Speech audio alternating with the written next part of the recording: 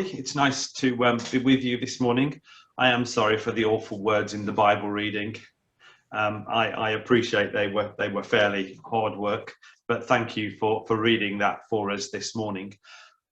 Jill's already given us some context, so I won't talk too much more about that. But just to say this story probably happened at around 537 BC. We're in Jerusalem. What's happened so far is that some of the Jews have returned from a long captivity exile in Babylon. They've been away for maybe 50 or 60 years. And I guess on their return to Jerusalem, on their return to their homeland, everything for them has changed significantly. The countryside around them is now in the hands of their enemies. The city of Jerusalem on their return really lies in ruins. The walls have been torn down, the buildings have been looted. And worst of all, the temple that Solomon had built had been completely destroyed. And in the place where the temple was, all that is seen is rubble. So this is the world of Ezra. This is the world that the children of Israel in the book of Ezra find themselves. A place, I would suggest, of disorientation, a place of significant challenge, and a place of significant change. If we think about ourselves, since the start of COVID-19, our world has changed significantly, a place of significant change, a place of significant challenge in so many ways. We've had to deal with just significant amounts of things in the last 12 months. And I guess many of us would possibly identify with the word disorientated. It's been about a year now since the first lockdown. And if we knew what we knew a year ago, we probably wouldn't have believed what this year would have been like, would we? It's something out of a movie, a science fiction movie, or whatever it might be. And even though it appears for us now that perhaps we might be starting to look at the end of lockdown 3, maybe things might start to get back to some sort of normality, it's going to be a long time before we find ourselves in a place where perhaps the word normal might be used again. I guess for most of us over the last year, we will have experienced loss in all sorts of ways. Perhaps in very significant ways for some of us, perhaps in less significant ways for others of us. And I'm assuming that sense of loss for each one of us goes into every part of our lives, including our church life and including our worship context. My wife is the pastor at Loughton Baptist Church, and when we have the breakout rooms later, I probably won't join you because I'm going to try and go back and support her. We've got a church members meeting later, so I'm going to try and go and play my part and help to vote in some new deacons, which if you've tried to do that on Zoom and in that way, you'll know is challenging in itself. But she's the pastor of Loughton Baptist Church, and I remember the first Zoom service that we had at Loughton. Often I'm not at Loughton. I wasn't there last week. I'll hopefully go back a little bit later on this morning to be with them, but often I'm not there. But on this particular occasion, I was there, the very first Zoom service that they had. I don't remember much about the content, if I'm honest, but I do remember something about the singing. I know that we were all singing together all at the same time. We didn't know there was such a thing as Zoom delay. It was the very first time we'd done it. I remember that I was playing the guitar, which was just a complete joke because Zoom thought it was background noise and completely cut it out. And I also remember that Dawn was a lot closer to the microphone on the computer than I was. And she was singing harmony and I was singing the tune. So actually all anybody could really hear was Dawn coming in and out singing harmony. Probably not our finest Zoom moment. And now on Zoom, I've got a camera in front of me here. I've got a microphone here. I've got lights here so that you can kind of see my face well, and hopefully it works pretty reasonably well. So we've moved on a little way since then. The truth is, though, for me in that moment, it was a really special moment. For me, it was a holy moment because it was actually my act of worship in that moment. And I do remember it. And even now, I remember it well because I had a profound sense of God's presence with me at that time.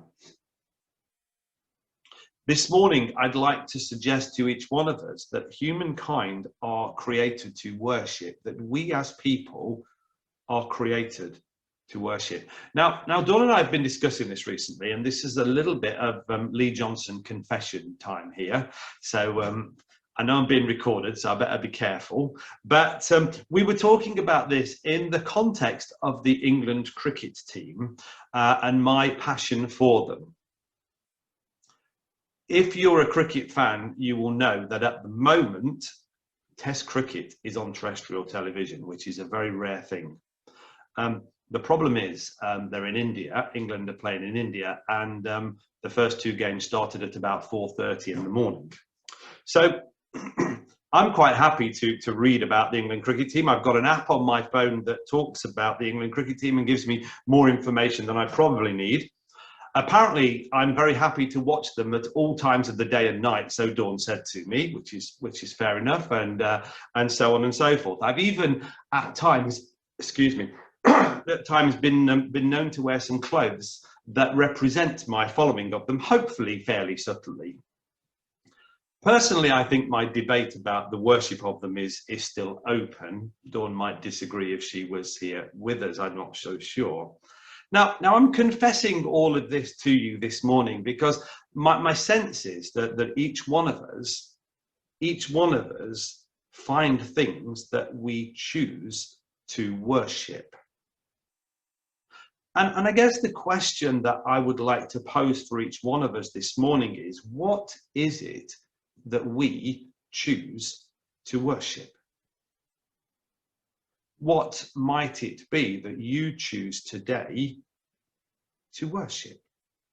Psalm 147 says, "The Lord is pleased with those who worship him and trust in his love." Now, if we take that, then we can see that our worship can be defined as bringing pleasure to God. So what is it that we do that brings pleasure to God? I'm not sure my following of the England cricket team falls into that category somehow, but what is it that we do that brings pleasure to God?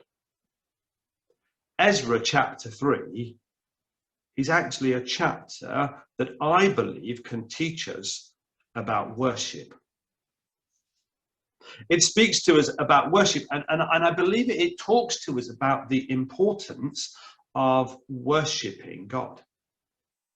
And this morning, as we consider just for a few moments some parts of this chapter, in the context of our current situation, and perhaps a little bit of the picture that I've painted around the pandemic and lockdown and what that looks like, I'd like us to ask the question, as we find ourselves in the position we do today, what does true worship actually mean for us? As we find ourselves in the situation that we are in today, what does true worship look like for us? So 3 things that I'd like to talk about, and I'm going to do them pretty briefly.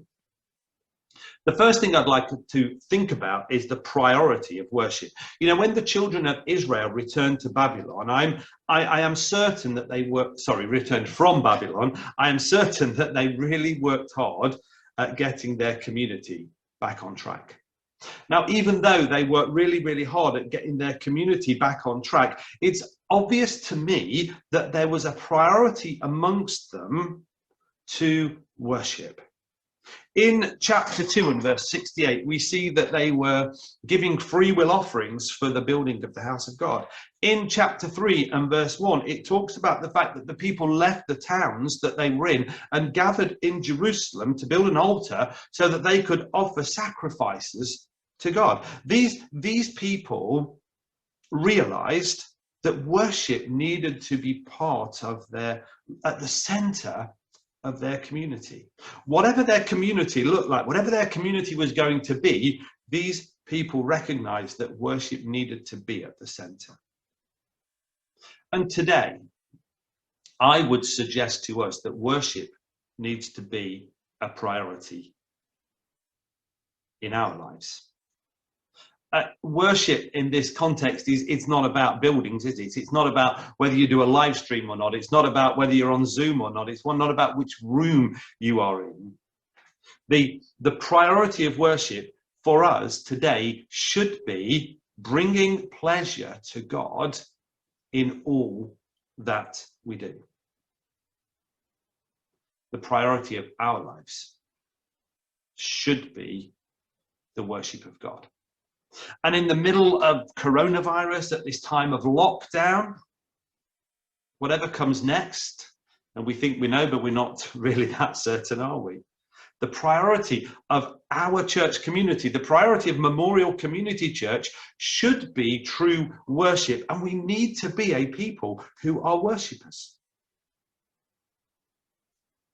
In this strange world that we find ourselves in, whatever comes next, we need to be people like those people in Ezra chapter 3 and put our worship of God right at the center, making it a priority for ourselves as individuals and also for us as a community. The second thing I'd like us to focus on just for a moment are the principles that we see here. There are some principles for worship that we see. In verses 10 and 11, we I think find two things that we can talk about. First of all, the object of worship is God. And secondly, the content of worship is praise. We can see in the text the phrase, the word the Lord, spoken of regularly. In the NIV, I think it's 5 times that we see the word the Lord. And so our worship then must be to the Lord. Our worship needs to be to him. What our worship services consist of at the moment isn't like it was a year ago. For me personally, I think the thing that I miss most is congregational singing, is worshipping God in song with other people. For you, it might be something completely different. However, I need to realize, I need to understand that worship, whatever it looks like, it's not for my benefit. And you, as individuals, you as a community need to know that worship, whatever it looks like, is not for your benefit. Of course, when we worship God, there are benefits in that. But the real reason we worship is for God. And so, as we begin perhaps to move out of lockdown into the next phase, whatever that next phase might be, what we need to recognize is our worship services, whatever they might be, whatever they might become, are not for me, but they are for God. And we should be asking ourselves the question, how can we bring glory to God in what we do as we worship? So the object of our worship is the Lord. The second thing that I'd like us just to recognize is that the content of worship is praise. In verses 10 and 11, we see this little phrase, the refrain from Psalm 107, "For he is good, his love endures forever." This morning in our worship, as we continue through the rest of this year in our worship, we should have these words on our lips. You know, in the middle of this time of virus, in the middle of this time of lockdown, we should have these words on our lips. Whatever comes into our lives as individuals, whatever we have to face as a church community, we should have these words on our lips. For he is good, his love endures forever. Life at the moment isn't what we might describe of as normal. And the reality is we don't really know when we'll get back to whatever normal might be and whatever that new normal might be. We don't know. We don't know the future, do we? If this year has taught us anything, we don't know. However, I know this. God is good and his love endures forever. This morning, we can praise God for who he is. As we move along into the rest of this year, we as a church community can praise God for who he is. The content of our worship is praise. The third thing I'd like to highlight just for a moment is that we can see power as we worship.